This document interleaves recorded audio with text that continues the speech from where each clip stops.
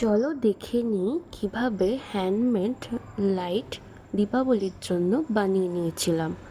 এরকম একটা পিঙ্ক কালারের কাগজ বা তোমরা লালও নিতে পারো।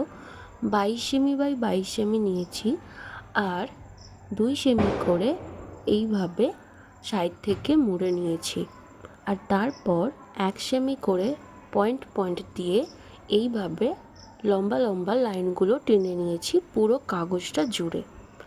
তারপর এইভাবে নিচের অংশটাকে ভাঁজ করে আমরা এইভাবে একটু একটু করে কাঁচি দিয়ে প্রথমে কেটে নেব, আর তারপর কাঁচির একটুখানি অংশ ঢুকিয়ে এইভাবে কেটে নেব। দেখো পুরোটা কাটিনি, কিন্তু একটু একটু ফাঁকা আছে। পুরো কাগজটাকে এইভাবে কাটিং করে নিয়েছি। এরপর একটা 1/2 লিটারের বোতল এইভাবে 12 সেমি কেটে নিয়েছি। এরপর যে কাগজটা রেডি করেছিলাম তার দুধারে আঠা লাগিয়ে আমরা বোতলটার ঠিক ওপরের অংশটায় জুড়ে দেব। নিচের অংশটা একটু সাবধানে জুড়ব। এইভাবে ধীরে ধীরে দুটো অংশই জুড়ে দেব, যাতে মিডিল পোর্শনটা বেশ কার্ভিং হয়ে থাকে। এরপর আমরা একটা বাতি জ্বালিয়ে একটা ধূপের মাধ্যমে আমরা বোতলের ঠিক নিচের অংশটা একটা ছোট্ট ছিদ্র করে নেব।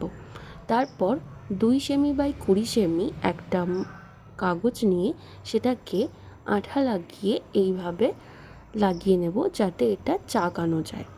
তারপর ডেকোরেশনের জন্য নিয়ে নিয়েছি একটা হলুদ কাগজ, যেটাকে ওপর নিচে এইভাবে আমরা লাগিয়ে নেব, যাতে সুন্দর দেখতে লাগে। এরপর আমরা একটা ছোট্ট কাগজের টুকরো নেব, সেটাকে একটা অংশ বাদ দিয়ে একইভাবে কেটে নেব, আর এই যে অংশটা কাটা হয়নি সেই অংশটাতে এইভাবে আঠা লাগিয়ে একটু সুতোকে রোল করে করে লাগিয়ে নেব। এটা ডেকোরেশনের জন্য আমাদের কাজে লাগবে। এরপর একটা ছোট্ট কাগজে সুতো বেঁধে সেই সুতোটাকে এই নিচের ছিদ্রটা দিয়ে এইভাবে বের করে নিয়ে ডেকোরেশনের জন্য যে কাগজটা বানিয়েছিলাম তার সুতোটার সাথে এইভাবে একটা গিঁট বেঁধে নেব। তারপর এইভাবে কাঁচি দিয়ে কেটে এই গিঁটের অংশটাতে একটা ছোট্ট করে গোল মতো কাগজ লাগিয়ে নেব। ব্যাস, আমাদের রেডি হয়ে গেল একটা হ্যান্ডমেড দিয়া। তোমরা এর মধ্যে একটা লাইটও রেখে দিতে পারো, অন্ধকারে সুন্দর লাগবে। দেখা হচ্ছে পরের ভিডিওতে।